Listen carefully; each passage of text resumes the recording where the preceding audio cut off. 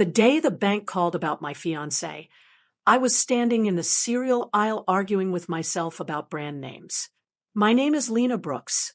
I was 29 years old, engaged to be married in 8 weeks, and the biggest decision on my mind that Tuesday afternoon was whether to buy the cheap flakes or splurge on the granola Adam liked. My phone vibrated in my pocket. Unknown number. Local area code. I almost ignored it. I get at least 3 spam calls a day. But something, maybe the timing, maybe some instinct I didn't have words for, made me swipe. "Hello," I said, cradling the phone between my ear and shoulder while I compared ingredient lists. "Miss Brooks," a woman asked. Her tone was brisk, professional. "Is this Lena Brooks?" "Yes," I said, glancing at my half-full cart. "Who's calling?"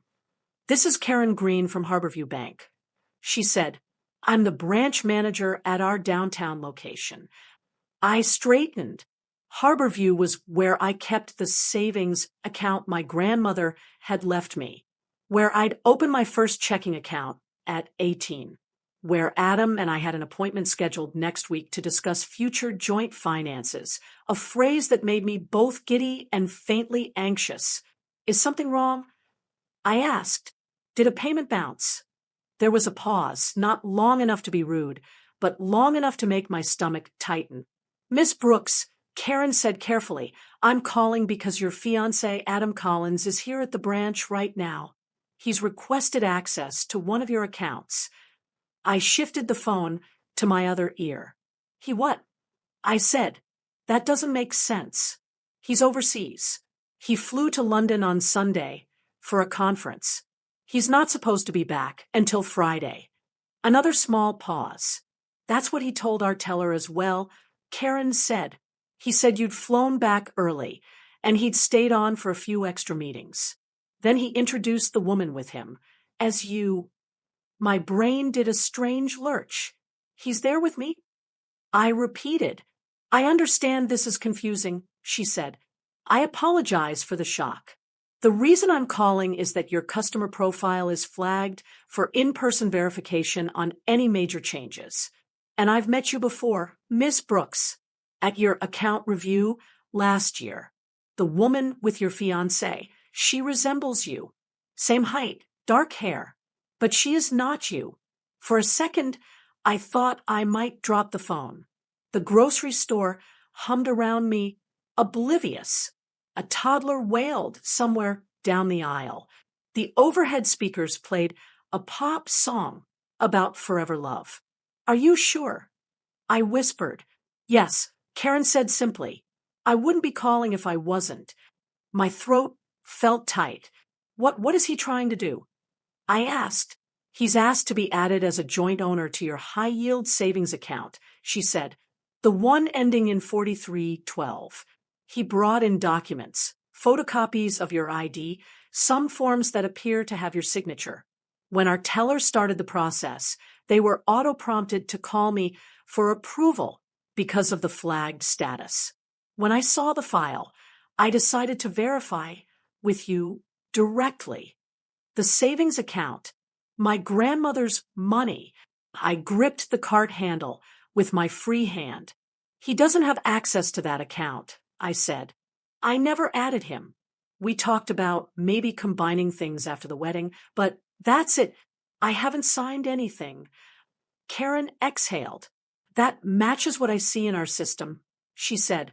"Your profile lists you as the sole owner with no authorized signers, which means that if someone is trying to change that with forged documentation, we have a problem." Blood roared in my ears. "Is he still there?" I asked. "With her?" "Yes," she said. "They're in one of the glass offices. I've asked one of my associates to double-check a policy, to stall them while I reached you." I pictured Adam in his navy suit, the one he wore to client meetings. His easy smile, the way he'd kissed my forehead at the airport 2 days earlier, suitcase in hand, saying, "Miss me, okay," in that half-teasing way. I'd stood on tiptoe to kiss him back. "Always," I'd said. My fingers tightened on the phone. "What do you want me to do?" I asked Karen. She hesitated. then lowered her voice a fraction. "I'd like you to come here, Miss Brooks," she said. "Alone, if possible. I can't discuss details with you over the phone beyond what I've already said. But if you can get here within the next 30 minutes, I can ensure that no changes are made until then." I looked down at my cart. Cereal, vegetables, laundry detergent. A life so ordinary it almost felt like a joke. Don't let him touch that account," I said. "Please, don't let him add his name. I'll be there as fast as I can." "We won't process anything without you present," she said. "And Miss Brooks—" "Yes, please don't call him to tell him you're coming," she said gently.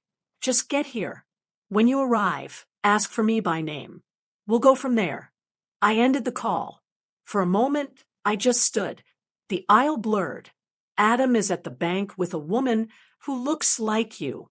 My fiancé, who was supposed to be across an ocean, who had talked about our future and our life and our honeymoon, who apparently thought he could convince a stranger to play me, sign away my safety, and slip out with my grandmother's legacy before I ever knew.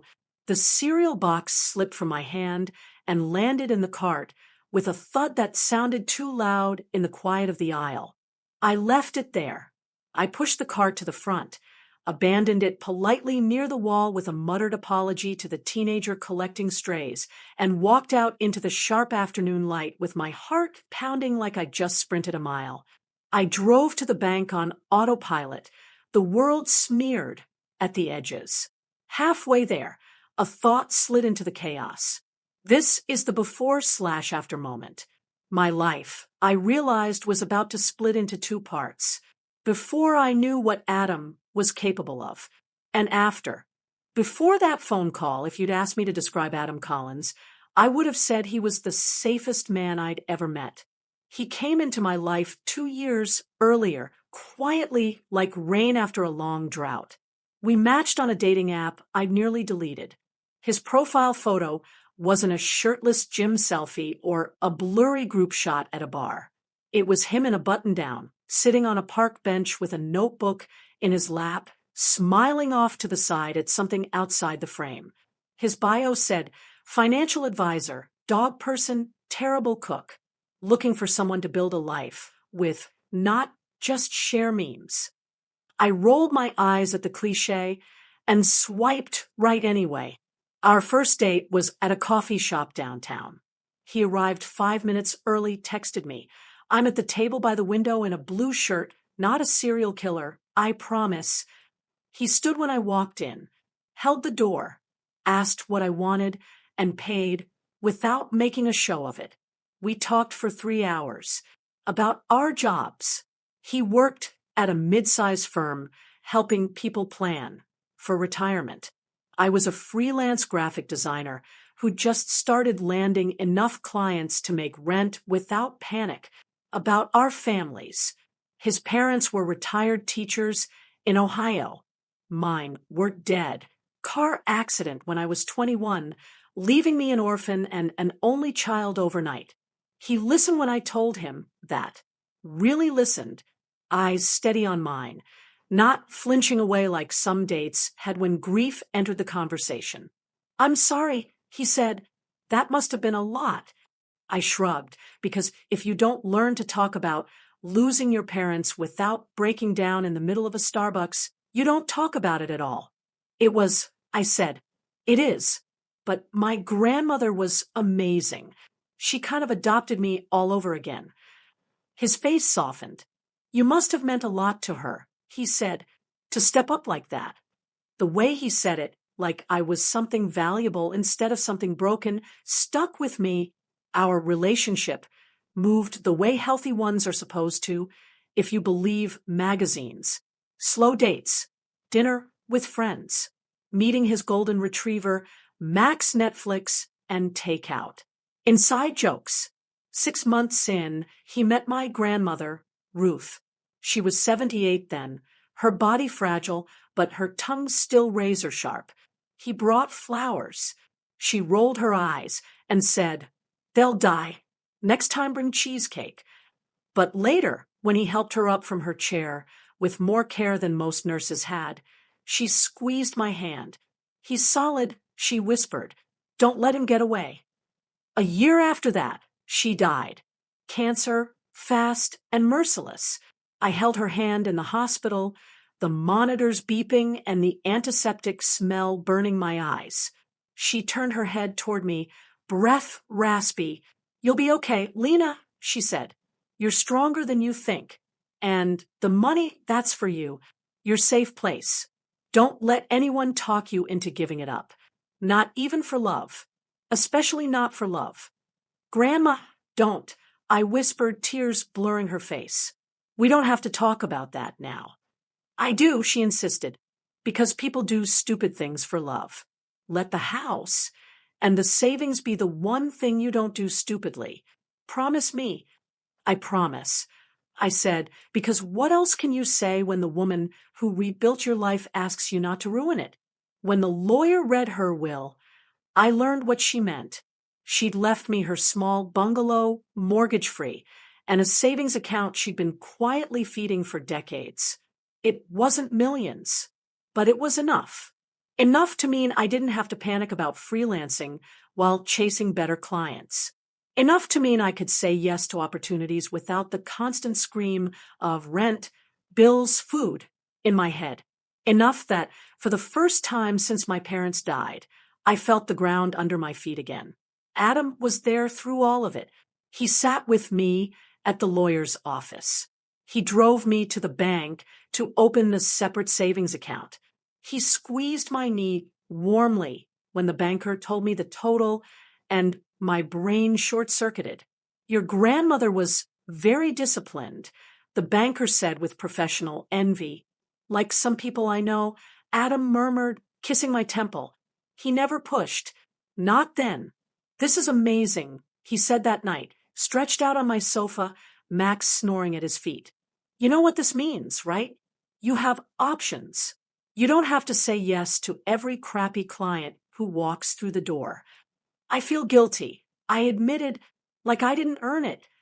"You inherited it," he said. "That's different. It's not about deserving. It's about what you do with it." "What would you do?" I asked. He grinned. "That's a dangerous question to ask a financial advisor," he said. "I could talk for hours. But right now, I'd say leave it where it is until you're ready to decide. No rush. No pressure."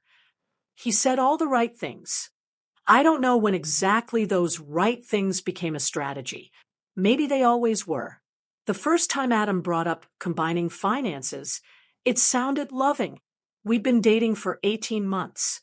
He'd just moved into my grandmother's old bungalow, a small two-bedroom place with creaky floors and a turquoise front door I couldn't bring myself to repaint. We were eating cheap Thai food at our thrifted dining table, surrounded by the evidence of two lives slowly blending. His bike leaned against the wall. My sketches cluttered the sideboard. "So," he said, picking at a spring roll, "I had a thought about our money situation." I tensed, just slightly. Money talk still made me skittish. "Okay," I said. "Nothing intense," he said quickly. "Just we're paying certain things twice right now for no reason. 2 streaming services, 2 separate emergency funds, 2 sets of bank fees." He smiled. "What if we set up a joint account for shared expenses?" he suggested. "Rent. Well, your property taxes now, utilities, groceries, fun stuff. We throw in a set amount each month based on our incomes. The rest stays in our individual accounts. That way we're working as a team, but we still have autonomy." It sounded reasonable, healthy even.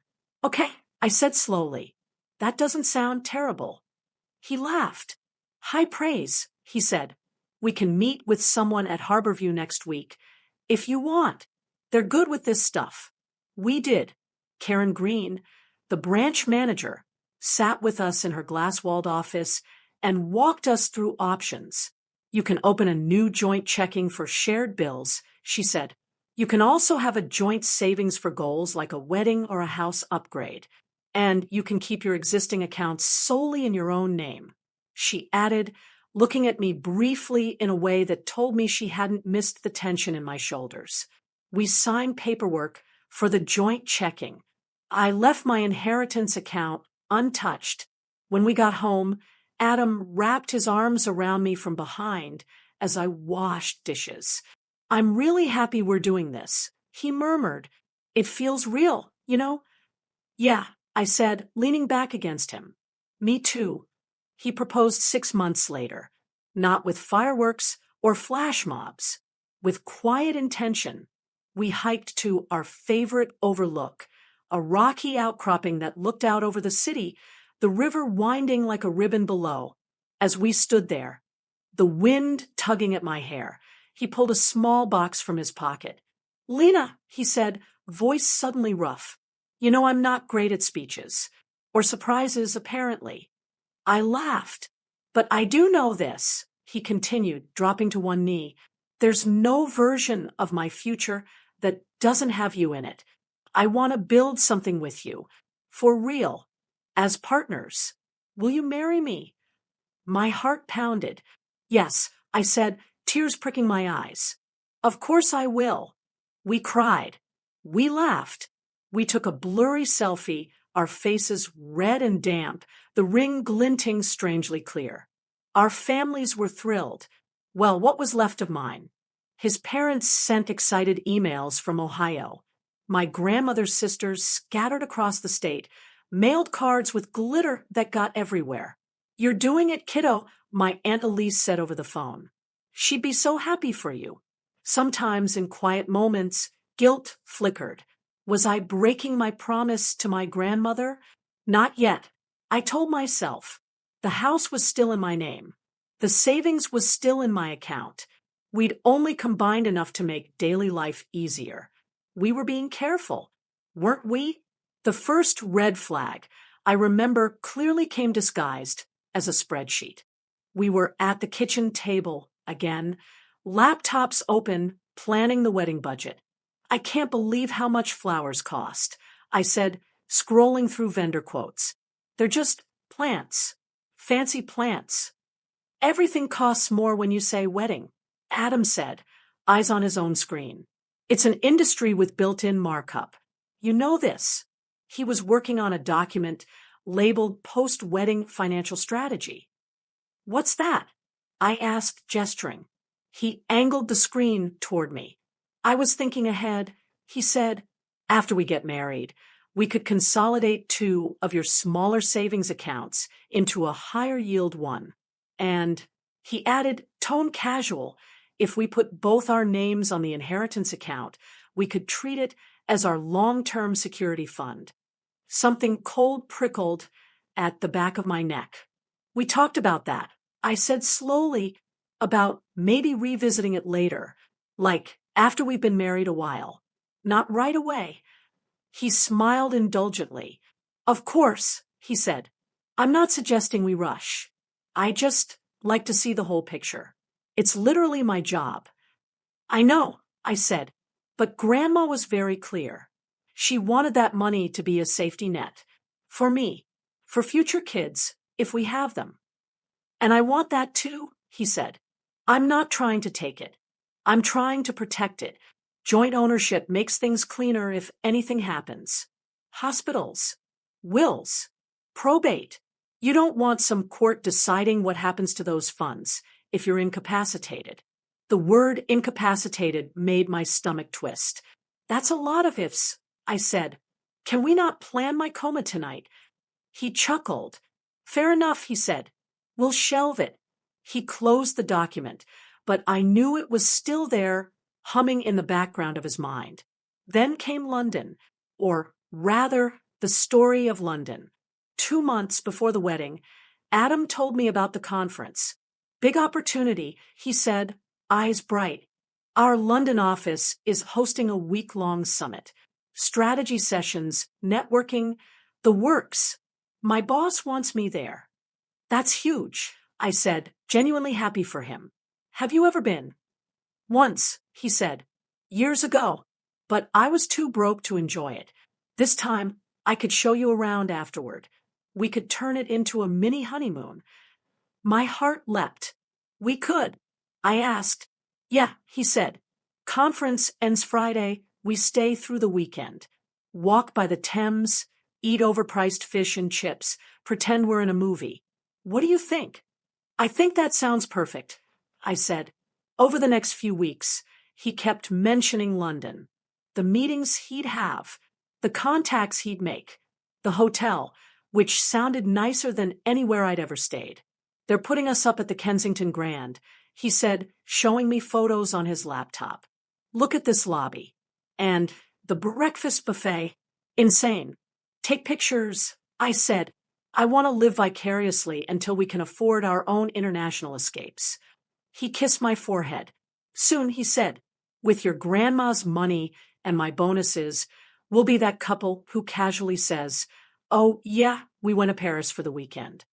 The way he said, "your grandma's money," made me flinch, but I shoved the feeling aside. The day he was supposed to leave, I drove him to the airport. We hugged at the drop-off curb. "I'll text you when I land," he said, "and call you from my hotel room so you can see how fancy it is." Don't flirt with too many British women, I said, trying to sound breezy. He laughed. Please, he said, have you met you? He wheeled his suitcase away, looking every inch the successful fiancé on a business trip. I watched until he disappeared through the sliding doors. 2 days later, my phone rang in the cereal aisle. Harborview Bank's downtown branch sat in a sleek glass tower that always made me feel underdressed. I parked in the underground garage, my hands clammy on the steering wheel. When I walked into the brightly lit lobby, the air conditioning hit me like a wall. "Welcome to Harborview," the greeter said with scripted cheer. "How can we help you today?" "I'm here to see Karen Green," I said. "She asked me to come." Something in my tone must have leaked past the automatic politeness barrier. The greeter's smile softened. "Of course," he said. "I'll let her know you're here." He disappeared into the back. A minute later, Karen emerged. She was in her 40s, short brown hair, styled neatly, navy blazer over a white blouse. I recognized her from our account review the year before. Same calm eyes, same clipped efficiency. "Miss Brooks," she said, extending a hand. "Thank you for coming so quickly. Let's go to my office." We walked past a row of desks where tellers typed and murmured to customers, and into one of the glass-walled offices along the side. It had a desk, 2 chairs, and a view of the lobby through the glass. On the desk sat a manila folder with my name on it. My stomach turned. Karen closed the door. "Before we continue," she said, voice low, "I want you to know that nothing has been processed yet. Your account is untouched. You still have full control." I exhaled shakily. "Thank you," I said. "I appreciate you calling me." She nodded. "You're welcome," she said. "Now, I'd like to be sure we're on the same page." She pulled out a copy of one of my ID documents, a photocopy of my driver's license. "Is this your signature?" she asked, pointing to the line under my photo where a scrawled version of my name appeared. I frowned. It looked close. The loops of the L and B were right, but the angle of the final S was wrong. "No," I said slowly. "It's not. It's similar, but that's not how I cross my T. See? It curves the other way." She nodded once. "That's what I thought when I saw it," she said. "Now, if you'd look at this." She pulled another paper from the folder. It was a joint account authorization form. Both our names were printed at the top, Lena Brooks and Adam Collins. Under Add Joint Owner to Existing Account ending in 4312, there were 2 signatures. One clearly Adam's, the other supposed to be mine. Same, not quite right scrawl. My skin crawled. "I did not sign that," I said. "I believed you wouldn't," she said, "which brings us to the other matter." She turned her monitor slightly, so I could see the screen. On it was a still frame from the security camera feed trained on one of the consultation desks in the main lobby. Adam sat there, in his navy suit, smiling. Across from him, a woman with long dark hair and similar build to mine leaned forward, flipping through papers. From the angle, you couldn't see her entire face, just enough to create a chill up my spine at the resemblance. She produced this ID. Karen said, clicking to another image, a scan of what looked like my driver's license. Same photo, same address, different eyes. It was subtle. The woman in the photo looked off somehow, like a poorly photoshopped version of me. The card is a high-quality fake, Karen said. If I hadn't met you in person before, I might not have caught it. Our teller didn't at first. She started the process. Then the system flagged your account for manager review. Why is it flagged? I asked, almost grateful for the detour. Because of the inheritance, she said bluntly. When accounts above a certain amount are opened as estate transfers, we add additional in-person verification to prevent exactly this sort of situation. I blinked. Estate transfers get targeted, she said, by scammers, by relatives, by spouses. It's ugly, but it's also real. The extra step frustrates some people. In your case, it saved you. My throat tightened. Where are they now? I asked, Adam and whoever that is. She glanced through the glass. They're still here, she said, in that office down the hall. I told my associate we needed to run an extended verification and asked him to please keep them occupied. She looked back at me. I can bring them in here, she said, or we can call security and the police, or you can choose not to confront them at all today. This is your life, Ms. Brooks. I can advise you, but I won't force your hand. The idea of seeing Adam's face in person right now made my stomach roil. But letting him walk out, after this, like nothing had happened, that felt worse. Can I see them first? I asked. Without them seeing me? She considered. Yes, she said, if you're up for a little covert observation. She led me down a side corridor to a small room with a tinted glass window that looked into another office. Through it, I saw them. Adam sat with his back partially to the room, posture relaxed, leaning casually across the desk. The woman sat opposite. From behind, she did look like me. Same hair color, similar haircut, similar cardigan over blouse, like she'd studied my wardrobe and gone shopping. When she turned slightly, I saw her profile. Not me. Her nose was narrower, her chin sharper. Up close, the illusion broke. I realized where I'd seen her before. At Adam's office holiday party last year. She'd been near the bar, laughing too loudly at something he'd said. He'd introduced her as Sophie from compliance. We'd shaken hands. I'd forgotten her name. Apparently, she hadn't forgotten me. At the table, Adam smiled at her, tapping a pen against the papers. She trusts me, he was saying. The walls muffled the sound, but faint phrases floated through the glass. Joint future, easier if we don't have to ask her every time she's too emotional about her grandma's money. Sophie, because that's who she had to be, rolled her eyes. You're sure this is worth the risk? She asked. If they notice. They won't, he cut in. Karen never sees anyone. She's always hiding in her office. The tellers just follow the forms. Once my name's on the account, we take what we agreed on and disappear. By the time Lena even finds out, we'll be somewhere warmer, with cheaper rent. My hand flew to my mouth. Karen stood beside me, jaw tight. I'm recording this, she murmured.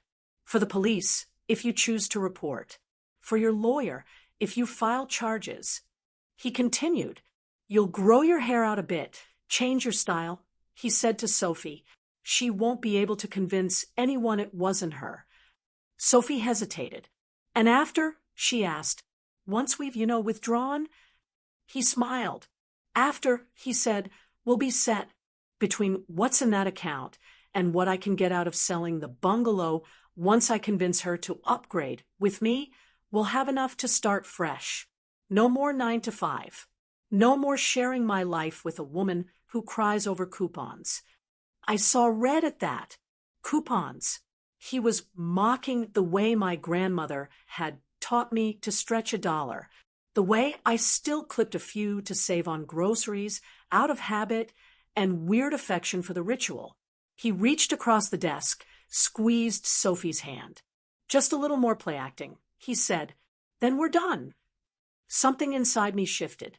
The grief, the shock, the disbelief, they didn't vanish, but they moved aside, making room for something colder. I want them to see me, I said quietly. Karen glanced at me. Are you sure? She asked. Yes, I said. And I want him nowhere near that account. Ever. Can we put some kind of permanent block? We can mark it to require your in-person authorization for any changes, she said. No exceptions. We can also notate that an attempted fraud occurred. That will make any future mistakes a lot harder for him. Good, I said. Please do that. She nodded. I'll bring them into the conference room, she said. You follow a minute later. I'll handle the formalities. You handle whatever you need to say. She looked at me. And Ms. Brooks, she added, if you decide later that you'd like to press charges, today's recordings and documents will be here. We keep them. We don't lose them. For the first time since the phone call, I felt something like ground under my feet. Thank you, I said. The confrontation itself was almost anticlimactic. Karen walked into their office, clipboard in hand. Mr. Collins, she said pleasantly, thank you for your patience. There's just one more step we need to complete this edition. Could I ask you and Ms. Brooks to join me in the conference room? Of course, Adam said, flashing that charming smile. Happy to. He rose, gestured for Sophie to follow. They walked down the hall, chatting casually. I pressed my back against the wall of the observation room, waited 10 seconds, then stepped out. My heart hammered against my ribs. In the doorway of the conference room, Karen stood with her hand on the knob. She gave me a slight nod. I nodded back. She opened the door. Please have a seat, she said to them. They did, facing the door. I walked in. For a second, no one spoke. Adam's expression went from mild impatience to confusion to sheer, naked panic in about half a second. Lena, he choked. Hi, I said. Back from London a little early. His mouth opened and closed. Sophie went still, eyes darting between us. Karen closed the door behind me with a soft click. What are you doing here? He stammered. I thought your flight. You thought I believed you were in London. I said, I did, until the bank you tried to rob me through called. His face flushed red. Rob, that's a bit dramatic, he said. Lena, this is just. I cut him off. I saw the forms, I said, voice shaking but loud enough to leave no room for denial. With forged signatures. I saw the fake ID. I saw you call my grandmother's savings our start-over fund. I heard you talk about disappearing to somewhere warmer once you'd taken what you agreed on. I turned to Sophie. And you, I said, I met you at his office Christmas party.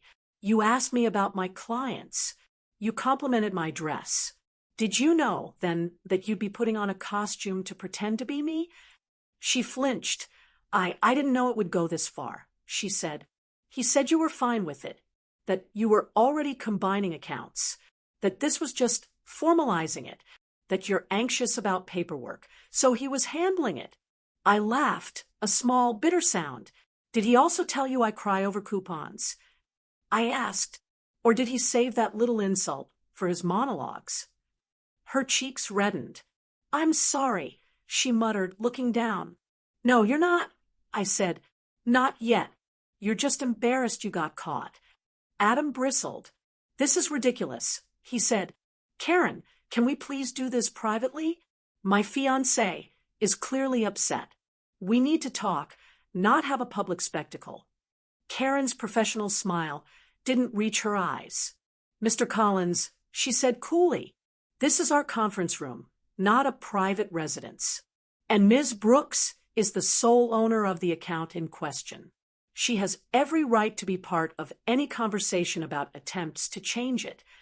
He shot her a glare. "I wasn't attempting to change anything," he snarled.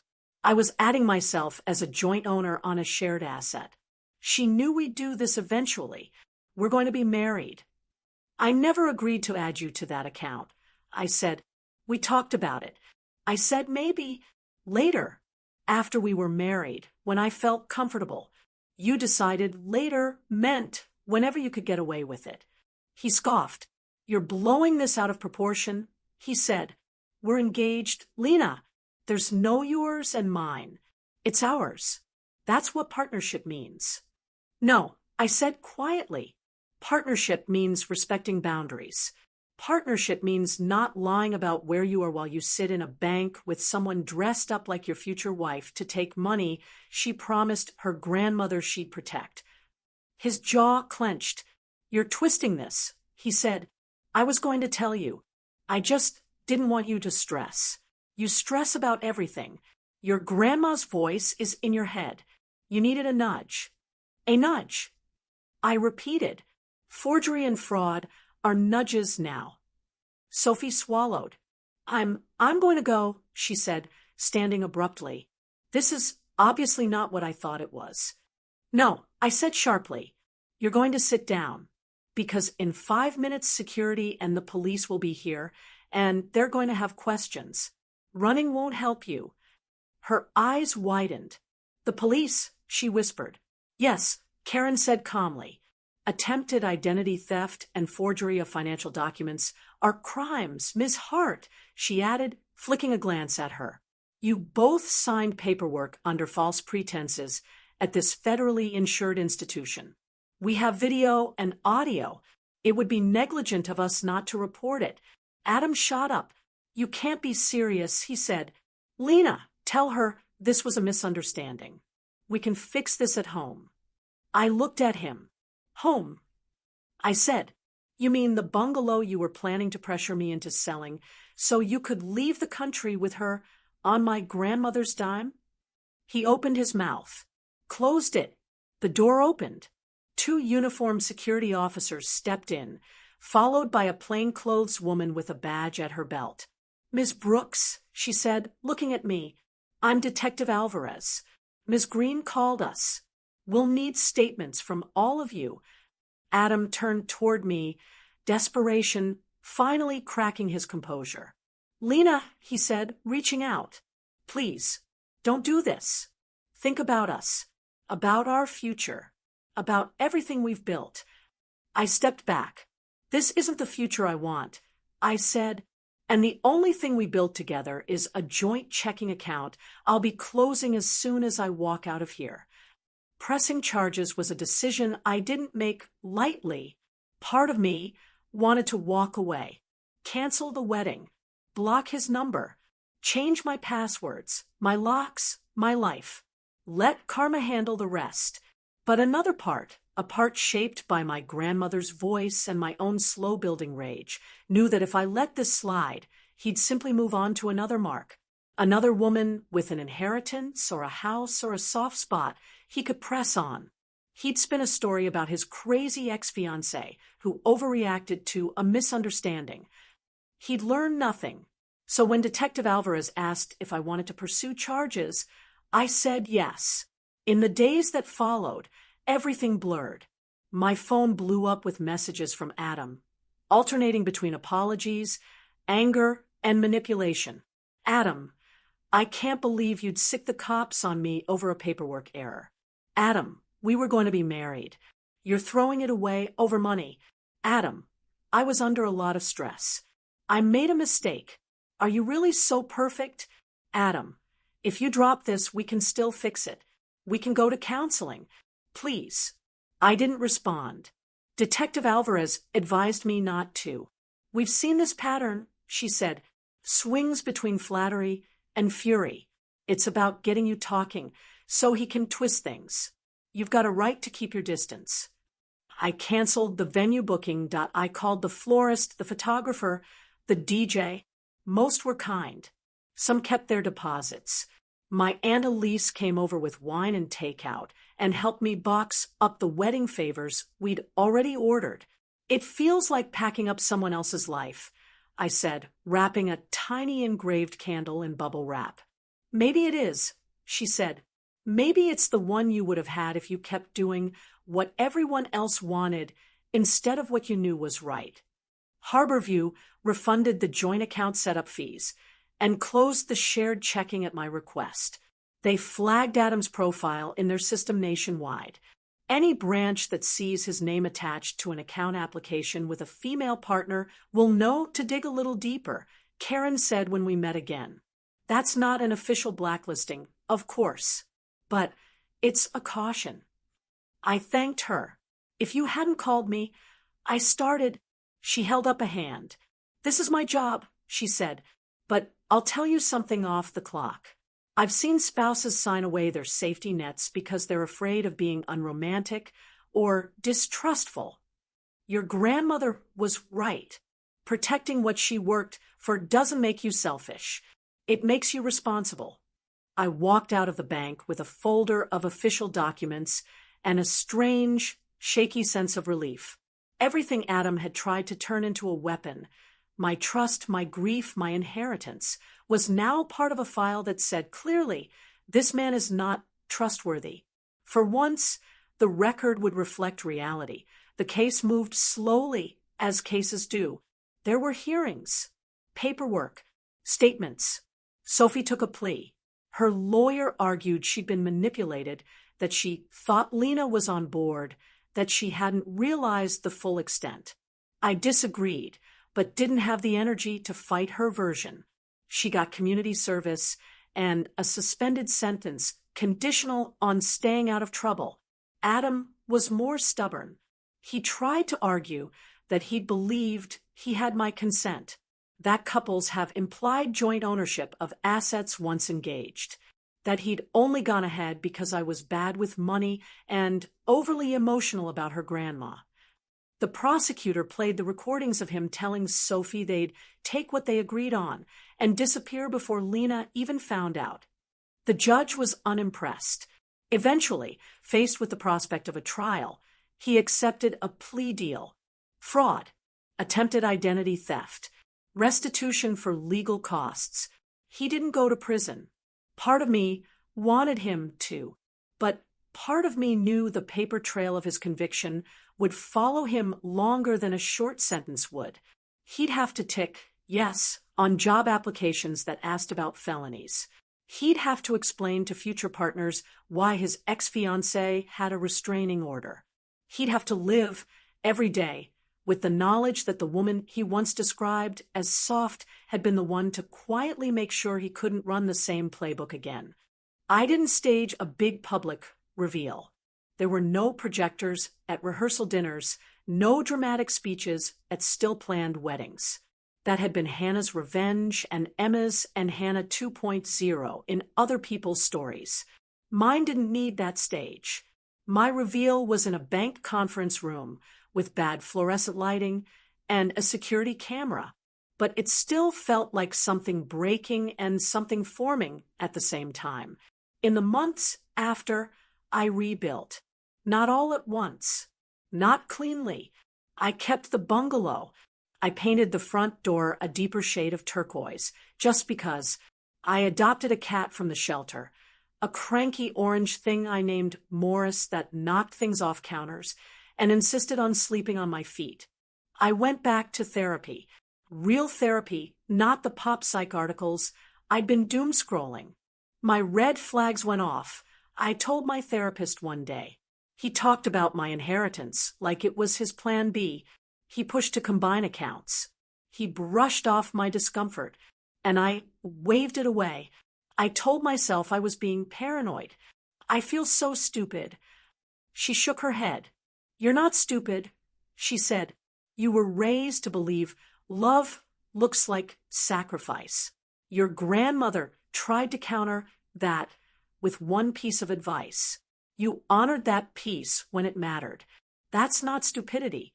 That's learning in real time. I started volunteering at a community center that offered financial literacy workshops. I stood in front of rooms full of women and told them things I wished someone had told my younger self. That having separate accounts doesn't mean you don't trust your partner. That "I'm just better with money, let me handle it" is a red flag, not a romantic gesture. If it comes with secrecy and belittling, that inheritance is not a test of love you need to pass by giving it away. I didn't always tell them my story, but sometimes when someone's eyes were a little too shiny, their voicemail notification flashing, I'd say, "I had a fiancé who tried to access my inheritance with a fake version of me. The bank manager called. I had a choice. I said no. You get to say no, too." A year after the bank call, I got another one from Karen. "This time I'm calling with good news," she said, amusement in her voice. "I didn't overdraw my account." I joked. She chuckled. "You're fine there," she said. "I just thought you might appreciate knowing that we received an online application this week from an Adam Collins requesting to open a joint checking and savings with a new fiancé at one of our branches in another state." My stomach flipped, and I asked, "And our system flagged his SSN and name," she said. "The branch manager there pulled his file, saw the notes from your case, and called the woman listed on the application using the independent contact information she'd provided. Let's just say she was very interested to hear about his history. She did not, in fact, show up for their account opening appointment." I sat down. "Wow," I said. "I know we're not the morality police," Karen said, "but sometimes systems do what they're supposed to.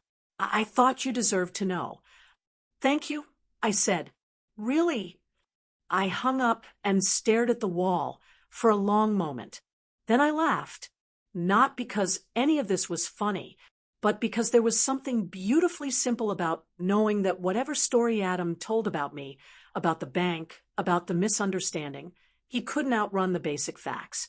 His name was attached to an attempted fraud, and that would whisper in the ears of anyone who looked closely enough. Sometimes, late at night, I think about the woman in the bank that day. Sophie. We were both used. She by his charm, me by his patience. He tailored his lies to our vulnerabilities, her desire for excitement, my desire for safety. I don't forgive her. Not fully. She knew she was pretending to be someone else. She knew she was signing papers with a forged name. But I also don't waste energy hating her. Men like Adam count on women like us directing our anger sideways, at each other, while they slip through the middle. I'd rather spend that energy building something more useful, a life where my choices are mine, my accounts are transparent, and my grandmother's stubborn voice is no longer fighting alone in my head. If you've made it this far, maybe you see yourself in some corner of this. Maybe you have a partner who jokes too easily about your money, who gets defensive when you ask to see statements, who calls you paranoid when you say a boundary out loud. Maybe your gut tugged the first time, and the second, and the fifth, and you pushed it down because you didn't want to be the one who ruined a good thing with suspicion. Consider this your version of my bank call, your quiet warning. You don't need a manager to phone you from a glass tower to know something's off. You're allowed to ask questions. You're allowed to slow things down. You're allowed to say, "Not yet," or "Not that account," or "Not ever," and have that be the end of the conversation, not the beginning of a manipulation. Love can be generous, but it shouldn't require you to sign away the only safety nets you have. My grandmother's money didn't save me. My promise to her did. The account was just numbers. The boundary was the thing that changed my life. When the bank called and said, "Your fiancé is here with a woman who looks like you," I thought the worst part would be knowing I'd been betrayed. I was wrong. The worst part would have been never getting that call at all. Never knowing. Letting him succeed. letting my trust be a ladder he climbed out of the life we'd supposedly been building together. The best part wasn't watching him squirm in a conference room or hearing about his future applications being flagged. The best part was sitting at my own kitchen table, months later, with the turquoise front door open to the evening breeze, my cat batting at a paper ball, my laptop full of clients who respected my work, and realizing I didn't miss him. Not the real him, anyway. The man I thought he was never existed. He was a story. One I helped write because I wanted to believe in it. I believe different things now. I believe that silence can be powerful when it's you not answering manipulative messages. I believe that boundaries are love letters you write to your future self. And I believe that sometimes karma doesn't need you to plot dramatic revenge at all.